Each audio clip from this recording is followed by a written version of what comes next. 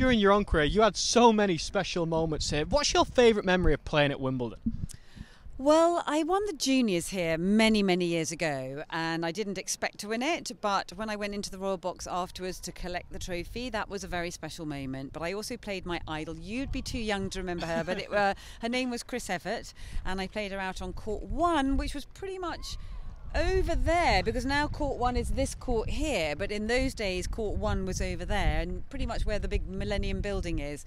So I have very, very fond memories of playing such a great champion out on such a special court. I can imagine, and obviously you've had fantastic memories here, but also internationally. One of your biggest wins coming in San Diego. Can you remind me about that experience? Reminisce over it. What was that like? Oh my goodness, you've done your homework. I remember it very well. I was about 18 and I'd been out on the tour for a while and I'd been losing quite a lot. I was on a run of losses and I almost got to the point where I couldn't feel any worse about my tennis. And then I got to rock bottom and I just relaxed, and I got to San Diego and I had to play a very good friend in the first round and we had a real tussle. And if I remember correctly, I think she may even have had a match point and it could have gone either way, and it's always difficult to play a friend. But I got through that match and then the confidence started to flow, and the more I started to win, the more I started to think, oh, this is fantastic. And I couldn't have been in a more different position from the week before. And then I got to the final and I played someone called Wendy Turnbull, who I think was ranked 4 in the world at the time. I was very much the underdog, but I just played some of my best tennis. And of course I look back on it and it's one of my proudest achievements, but I was there on my own with no one to celebrate with. So how did you celebrate? I mean, it's very weird. How did you celebrate? What did you do? Well, there was a very famous music producer called Berry Gordy who was part of, I believe, like Motown Records and bringing on some of the biggest music stars in the world.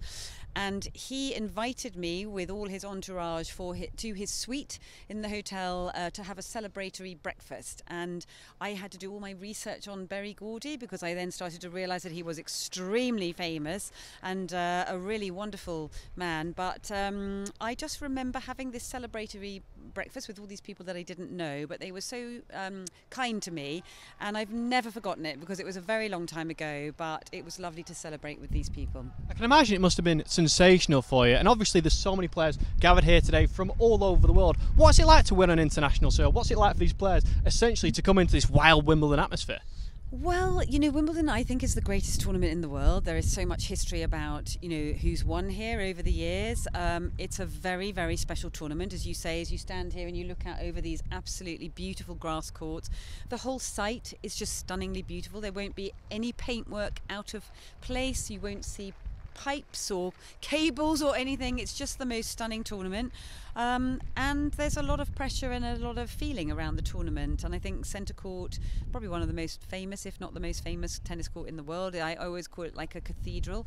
So to play here, it's like a childhood dream. I think most children who want to pick up a racket and say they want to play tennis and be professional, they want to come and play here at Wimbledon. So it's hard to describe the feeling when you're playing here because there's extra nerves, extra pressure, but it's wonderful, and it's something you can look back with pride on. Well, Annabel, thank you so much for giving me some time. You're very welcome. Thank you very much. No, you're very, very welcome. I wanted to ask you, what was your favourite moment here? I don't know. I think just watching tennis in general. It's my first time watching Wimbledon in person. To be honest, I'm just overawed by the atmosphere. I think it's incredible. Yes, it is an amazing atmosphere, but I think there's many, many more great matches to look back on as the tournament unfolds. Yeah, I think come the end of this, there really will be some special moments. But to conclude, is there anything that we should look out for that you think is going to be pretty special come later in the tournament? Any big dark horses, perhaps, that are going to emerge? I'm quite a big fan of Tommy Paul's.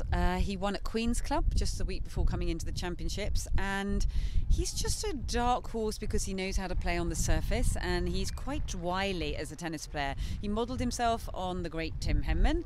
Chips and charges, comes to the net, serves and volleys, just is a bit of a disruptor out there. So I'm looking to see how far he goes.